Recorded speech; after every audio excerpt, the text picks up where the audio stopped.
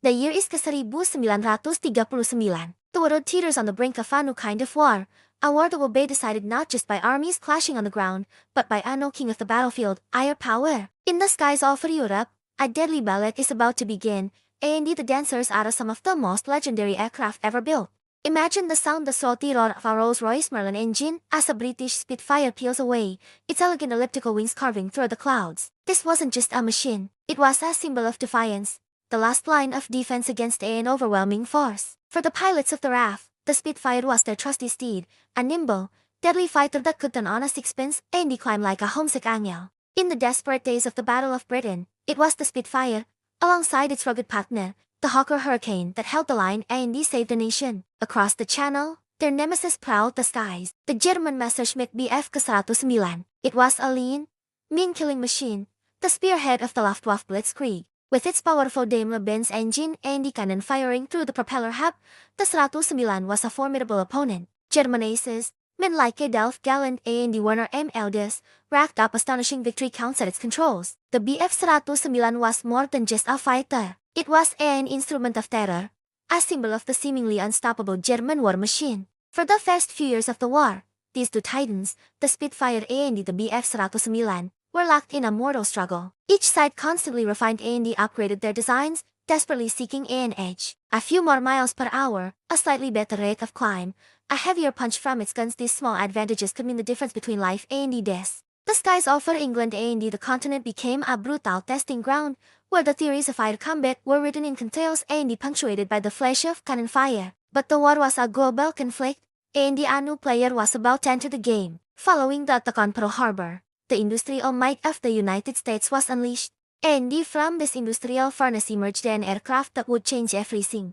The North American P-51 Mustang. Initially designed for the British, the Mustang was a good plane, but it wasn't a great one. Until a stroke of genius, engineers decided to pair the sleek American airframe with the legendary British Merlin engine. The result? Absolute perfection. The P-51 Mustang could fly higher, faster, and farther than any other single-engine fighter of its day. It was the long-range escort fighter the Allies had been dreaming of. Now, American bombers could fly deep into the heart of Germany, protected every step of the way by their lethal friends. The Mustang swept the Luftwaffe from the skies, systematically dismantling Germany's ability to wage war. It was beautiful, powerful, and utterly dominant. For bomber crews, the sight of a Mustang squadron was the most beautiful sight in the world. For German pilots, it was a silver-tailed nightmare. Air power wasn't just about dogfights. The war saw the rise of the strategic bomber. Massive formations of American B-17 flying fortresses and B-24 Liberators and British Lancaster bombers darkened the skies over enemy territory. Their mission was to cripple the enemy's industrial heartland,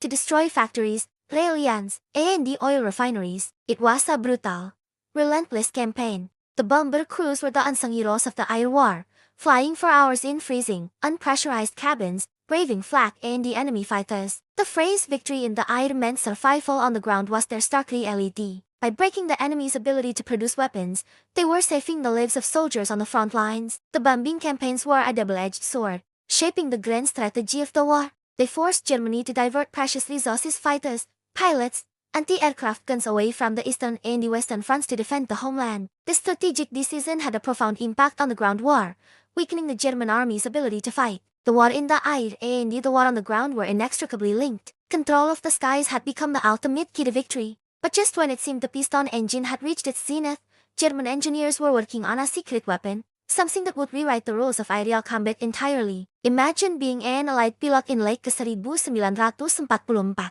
You're flying your Mustang, the king of the skies, when something streaks past you as if you were standing still. There's no more propeller, just a trail of smoke and a strange, high-pitched whistle. You've just encountered the Messerschmitt Me-262, the world's first operational jet fighter. It was a quantum leap in technology, over 100 miles per hour faster than anything the Allies had. Armed with 4 powerful 30mm cannons, it could obliterate a heavy bomber in a single pass. For the pilots who flew it, it was like touching the future. For the Allied airmen who faced it, it was a terrifying ghost. The Me-262 represented a desperate, last-ditch effort by Germany to turn the tide. Ultimately, the Me-262 arrived too little, too late. Plagued by engine problems, fuel shortages, and the constant attacks on their airfields, not enough of them were produced to make a strategic difference, but the message was clear.